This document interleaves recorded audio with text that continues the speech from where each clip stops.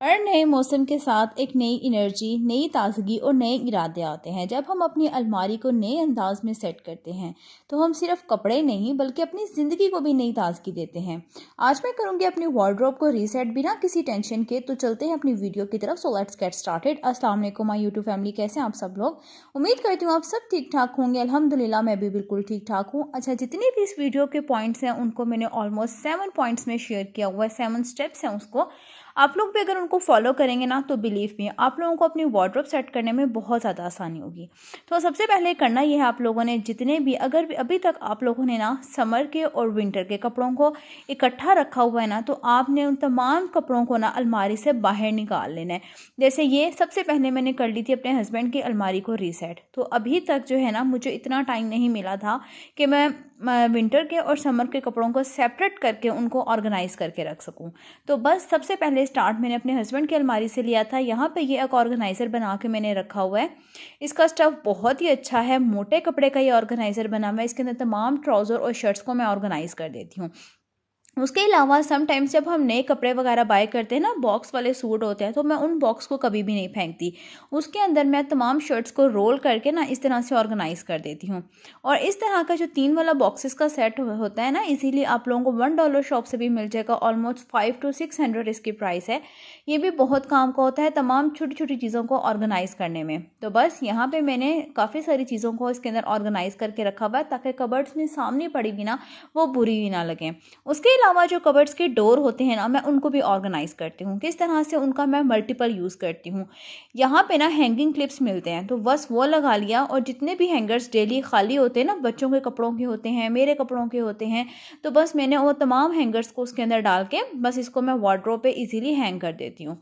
उसके अलावा जी मेरी कबर्ड की बारी आ जाती है। तो सबसे पहले अलमारी को ऑर्गेनाइज करने के लिए ना जितने भी कपड़े हैं ना उनको मैं इसमें से बाहर निकाल दूँ, क्योंकि तमाम चीज़ें आंखों के सामने हों और उनको डी क्लटर करने में और न्यू आइडियाज़ लाने में ना मुझे बहुत ज़्यादा आसानी हो।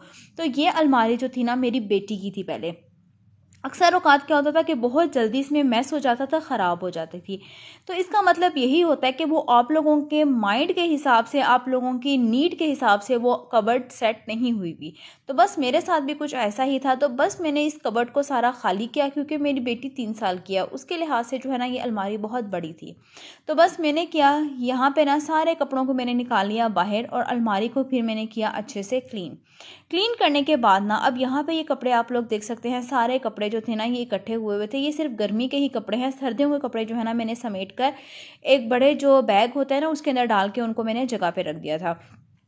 सबसे पहले मैं इसके अंदर अपने कपड़े सेट करूँगी। अच्छा, जितने भी मेरे बाहर गैदरिंग वाले कपड़े होते हैं, बच्चों के स्कूल जैसे जाती हूँ मैं रिज़ल्ट वगैरह के लिए, या कहीं भी गेट टुगेदर हो वहाँ जाना हो, एम्ब्रॉयडरी ड्रेसेस होते हैं, प्रिंटेड ड्रेसेस होते हैं, वो मेरे ऑलमोस्ट 8 से 7 होते हैं। उनको मैंने किया कि यहाँ पे तमाम कपड़ों को अच्छे से हैंग कर दिया था प्रेस करने के बाद, और उनको कबर्ड में इस तरह से मतलब लगा दिया था।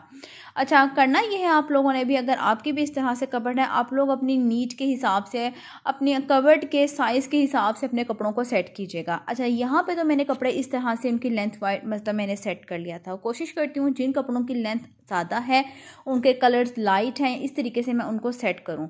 उसके अलावा जो मेरे आम यूज़ के कपड़े होते हैं उनको मैं इस तरह से हैंगर्स के अंदर फोल्ड करके फिर मैं उनको सेट करती हूँ। ये मेरे आम घर में क्लीनिंग के कपड़े, आम यूज़ के कपड़े होते हैं, ठीक है। ये ऑलमोस्ट 8 से 7 पेयर्स हैं जिनको मैंने इस तरीके से सेट कर दिया था। मेरे 8 से 9 सूट होते हैं बाहर आने जाने के, मतलब जितने भी फंक्शंस हो गए उनके, और 8 से 9 सूट होते हैं मेरे घर में क्लीनिंग करने के लिए, आम यूज़ में पहनने के लिए, जो बहुत ज़्यादा इस्तेमाल होते हैं। उसके अलावा मैंने ये एक बैग रखा हुआ है। इसके अंदर मैं जो भी नया सूट लेकर आती हूँ वो हमेशा इस तरह इसके अंदर डाल के रखती हूँ, या फिर जो भी अल्ट्रेशन वाले कपड़े होते हैं वो भी मैं इस बैग के अंदर डाल के रखती हूँ ताकि मुझे हमेशा याद रहें। जैसे अब मेरा एक ये सूट है स्टिच होने वाला, मुझे पता है कि इसको स्टिच करना है, तो बस मैं इसी बैग के अंदर रखूँगी, आगे पीछे मैं हरगिज़ नहीं रखती। उसके अलावा जी यहाँ पे अब ये एक शर्ट है, इसकी भी अल्ट्रेशन करनी थी, इसके स्लीव्स बड़े थे तो बस इसको कट करके ठीक करना था, और साथ के साथ इसका ट्राउज़र लेकर आई हुई थी, इसको भी स्टिच करना था। तो बस ये तमाम चीज़ें ना एक बॉक्स के अंदर डाल के इस तरह से आप लोग भी रख सकते हैं, या फिर इस तरह का बैग अगर आपके पास है तो आप उसमें भी डाल के रख सकते हैं ताकि आप लोगों की नज़र के सामने हो। तो बस ये मैंने इसके अंदर डाल के रख दिया था। उसके अलावा यहाँ पे आप साइड पे बॉक्स देख सकते हैं, 3 का जो सेट मैंने रखा हुआ है अपनी कबर्ड में, ये मैंने रखा हुआ है अपनी तमाम पर्सनल चीज़ों के लिए, ठीक है। तो बस इस तरह से पूरी कबर्ड बहुत अच्छे तरीके से ऑर्गेनाइज हो चुकी थी। फाइनल लुक आप लोग देख सकते हैं, नीट एंड क्लीन, और कितनी खुली खुली लग रही है ना। तो बस यहाँ पे ये कबर्ड मेरी सेट हो चुकी थी। उसके बाद बारी आ गई थी मेरी दोनों बेटियों की कबर्ड की। अब मैंने उनको दोनों को रीसेट करना था। अच्छा, यहाँ पे ये वाले आप कपड़े देख रहे हैं ना, ये दोनों के, मेरी दोनों बेटियों के ना मतलब कपड़े हैं। कहीं बाहर जाना हो तो उसके कपड़े मैं हमेशा दोनों के अलग रखती हूँ, सेपरेट रखती थी। बट मेरे पास और स्पेस नहीं थी, तो मैंने ऊपर वाली जितनी थी ना कपड़े, सबको मैंने कर दिया था अलग। अब ऊपर वाला जो यहाँ पे जहाँ से मैं कपड़े निकाल रही हूँ ना, यहाँ पे मैंने अपनी छोटी बेटी की कबर्ड सेट कर दी थी, और जो नीचे वाली थी ना वो मैंने अपनी बड़ी बेटी की कबर्ड सेट कर दी थी, क्योंकि वो कपड़े खुद चेंज करती है, खुद मतलब उसको लेती है, निकालती है कबर्ड में से, तो उसके लिए ज़्यादा ईजी है। ऊपर जो है ना उसका हाथ नहीं जाता, तो उसको थोड़ी मुश्किल हो जाती है।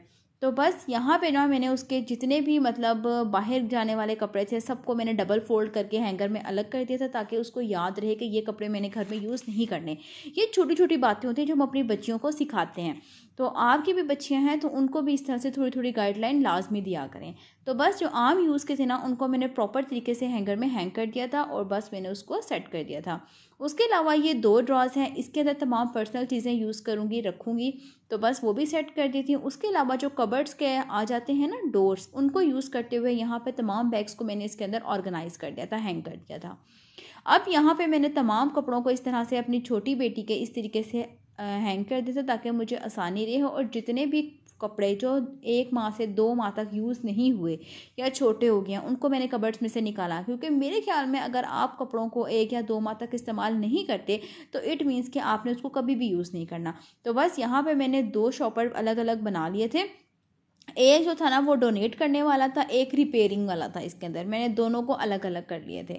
उसके अलावा यहाँ पे ये ऑर्गेनाइज़र देख रहे हैं आप, ये ना आम मतलब था, मतलब बैग था, उसको मैंने डबल फोल्ड कर लिया था, और अपनी बेटी की तमाम पैंट्स जो थी ना इस तरह से ऑर्गेनाइज करके रख दी थी। इस तरह से हर कलर भी नज़र आ रहा है और वेल ऑर्गेनाइज भी लग रही हैं। तो बस इसको मैंने इस तरीके से अपनी कबर्ड के अंदर रख दिया था, और तमाम छोटी छोटी जो शर्ट्स थी ना उनको भी मैंने ड्रॉ के अंदर रख दिया था। और इस तरीके से बहुत ही बेहतरीन सी दोनों कबर्ड्स जो है ना बेहतरीन ऑर्गेनाइज हो गई थी। तो और इसके अलावा जितनी भी रिपेयरिंग वाली चीज़ें थी ना, ठीक है, जो चीज़ बाज़ार से लेकर आनी थी, वो तमाम चीज़ों की भी मैंने लिस्ट बना ली थी, ताकि मुझे याद रहे। तो बस इस तरह से मैं अपनी तमाम समर्स की जो वार्डरोब है उसको सेट कर लेती हूँ। कैसी लगी आज की वीडियो कमेंट बॉक्स में लाजमी बनाना। अगर अच्छी लगी हो तो लाजमी शेयर करना, चैनल को सब्सक्राइब करना। मिलती हूँ कल नेक्स्ट वीडियो में। अगली वीडियो तक के लिए अल्लाह हाफिज़।